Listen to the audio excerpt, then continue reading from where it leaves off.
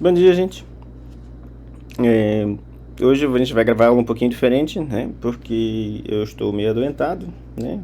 Quando eu voltei da minha licença saúde, a gente já sabia que isso podia acontecer, né? Em realidade, meu problema não se resolveu, ele apenas deu uma abrandada, né? E para não ficar estendendo essa licença saúde por muito tempo, né? Afinal, ninguém quer ficar sem trabalhar, né? Já até piora sem trabalhar. Eu acabei retornando. Mas, enfim, no dia que eu não estiver tão bem assim, eu acho que a gente vai ter que dar uma adaptada, né? E aí hoje eu estou aqui nessa rede verde. Certo? A gente vai gravar ela daqui. Bom, qual é o assunto mesmo de hoje? República Democrático Populista, né? Olha só, vamos voltar para o Brasil, né? A gente não tinha ainda vindo para o Brasil, né? Vocês viram o último assunto do Brasil com o Nelson ainda. E saber o que aconteceu no final da Segunda Guerra Mundial com o Brasil, a partir do final da Segunda Guerra Mundial, né? E olha só, o Brasil ficou muito bem no final da Segunda Guerra Mundial, porque ele estava entre os vencedores, né? Então, Getúlio Vargas fez a opção certa, se aliou aos aliados, diferente da Argentina, por exemplo, que se aliou ao eixo, e aí o eixo perdeu, né? A Alemanha perdeu, né? E o Getúlio Vargas estava entre os vencedores. Só que havia uma grande contradição, né? O governo do Vargas era uma ditadura. A ideologia do Vargas era muito mais próxima do eixo da Alemanha e da Itália do que propriamente dos aliados, dos Estados Unidos ou do socialismo soviético, né? E aí, como resolver isso?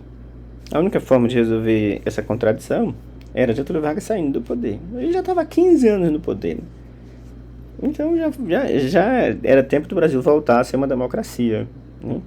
E aí, por pressão dos Estados Unidos, né, houve um movimento para tirar o Getúlio Vargas do poder. Ele ainda tentou permanecer no poder. Ele, por exemplo, patrocinou um movimento de apoio popular ao seu próprio governo, né? Veja só, esse negócio de pagar as pessoas para sair à rua dizendo que o governo é lindo, né? Essas manifestações chapa branca não são coisas de agora, do Bolsonaro, né? São bem antigas.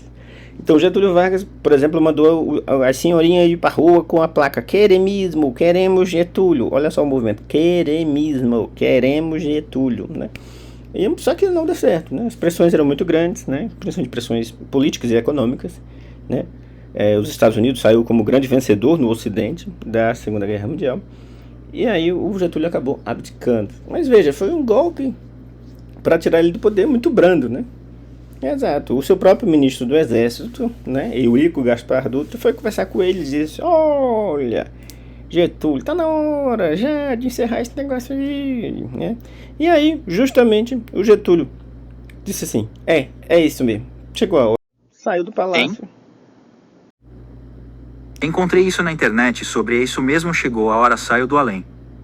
Ô, Siri, deixa de ser chato, cara. Você vaza daqui. Meu Siri é um homem, né? Notaram.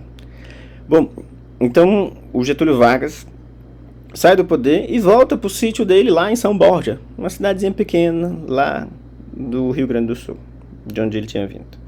E aí organiza-se as eleições, né? Vota-se uma Constituição, né? Na Constituição de 1946, organiza essas eleições. E aí as eleições presidenciais, né? Elas têm como partidos que concorrem, né? O PSD, que era o Partido dos Grandes Fazendeiros, Partido dos Ricos, portanto, né? O PTB, que era justamente o partido fundado por Vargas, né? E que naquele momento não tinha grandes chances, né? A UDN, que era a União Democrática Nacional, que era o partido da classe média, né, mas que nem por isso era muito democrático, tinha umas ideias autoritárias. E, por fim, o Partido Comunista. Exatamente. Olha só, como a União Soviética, junto com os Estados Unidos, tinha ganhado a Segunda Guerra Mundial, parecia razoável que o Brasil permitisse a existência de um Partido Comunista, né? E o Partido Comunista passou a concorrer à eleição com Luiz Carlos Prestes, Luiz Carlos Prestes como o seu grande nome. Lembra do Luiz Carlos Prestes? Você já assistiu aquele filme Olga?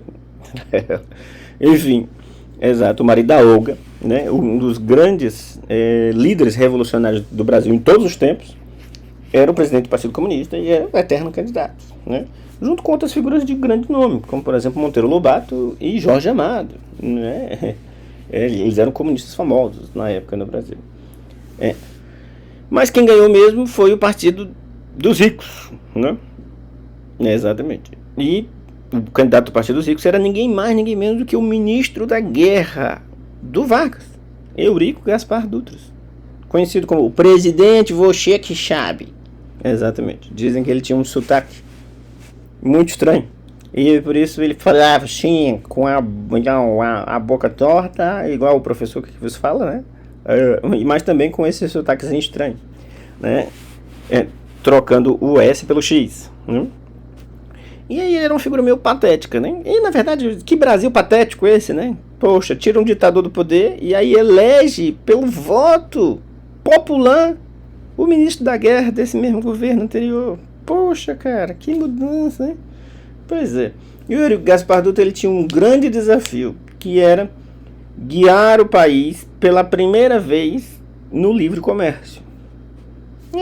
Porque olha só, não sei se vocês lembram, mas na época da República Velha, lá na época dos cafeicultores e tudo, o Brasil não era exatamente o mais liberal dos países, né? Vocês lembram daquela história, por exemplo, do convênio de Taubaté? O governo comprava todo o café e era o governo que vendia. Isso não é coisa lá de um estado muito liberal do ponto de vista econômico, né? E aí, veja só, agora o Eurico Gaspar Dutra tinha um desafio, transformar o país em uma potência econômica, já que o Vargas já tinha começado a transformá-lo industrialmente. Lembre-se que o Vargas criou grandes estatais, né? O Vale do Rio Doce, a Companhia Siderúrgica Nacional, né? Para impulsionar a industrialização do Brasil, que até então era agrário, né? Ainda existia muita gente que achava que a vocação do Brasil era agrária, né? Veja aí, até hoje tem, né? Ó, o agro, né? Exato. E o Brasil tem encolhido industrialmente, né? Hoje em dia. Mas naquela época o Brasil estava crescendo industrialmente, né? Então vejam só, que desafios o Eurico Gaspar Dutra, o nosso novo presidente, tinha, né? Ele tinha que administrar um país que estava se tornando cada vez mais urbano e menos rural, um país que estava se industrializando rapidamente, um Brasil que tinha ficado com uma economia bastante gorda de commodities, graças à Segunda Guerra Mundial, né? Porque, veja só, os países da Europa estavam presos na guerra, os Estados Unidos na guerra, e o Brasil podia produzir, né, e abastecer, e ter lucros finalmente, né? Então vejam que situação maravilhosa o Eurico Gaspar Dutra pegou o Brasil, né?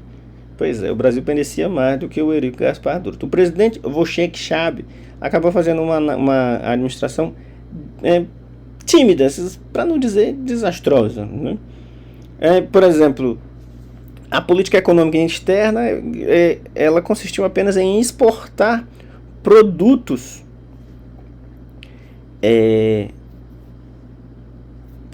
que na verdade o Brasil sequer precisava, como por exemplo televisões. O Brasil não tinha sequer emissora de TV, mas as pessoas compravam a televisão a um preço altíssimo, porque a televisão, vejam só, era a última grande novidade. O que importava que não tinha sinal, né? Ora, mas você pegava aquele caixote de madeira gigante que era a televisão, botava na sala, chamava os vizinhos tudo, e aí você ia mostrar que você venceu na vida. Você comprou uma TV. E aí você ligava a TV e aí ficava só estática. Primeiro ela demorava assim uns 10 minutos para ligar. Aí a pessoa dizia, tá esquentando a válvula. Aí a Maria aparecendo. E as pessoas ficavam lá olhando. Oh, que legal. Exatamente, não aparecia nada, não tinha sinal, né? Então, o Brasil acabou exportando, caindo na lábia americana também, né? Na política da boa vizinhança dos Estados Unidos, e exportando vários produtos que o brasileiro, na verdade, não precisava, né? E impulsionado também, pressionado pela Guerra Fria, que surgiria logo depois, o Partido Comunista foi cassado em 1947. Olha só. O Gaspar Dutra queria mostrar que era um bom aluno dos Estados Unidos e caçou o Partido Comunista Brasileiro. O que era ilegal, detalhe, né? A Constituição garantia o Partido Comunista Brasileiro, mas o presidente foi lá e fez um decreto-lei proibindo o Partido Comunista, né? Todos os deputados e senadores eleitos pelo Partido Comunista caíram na ilegalidade, foram caçados. Mas o partido continuou atuando e com uma força incrível, mesmo clandestino, né? Veja. E aí os partidos se reduziram a 3, né? Lembra? O PSD, né? O Partido dos Ricos, a UDN, o Partido da Classe Média, né? E o PTB, que era o Partido do Vargas, né? E aí, finalmente, depois desse governo desastroso, né? Em que foi desperdiçada uma grande chance do Brasil crescer, né?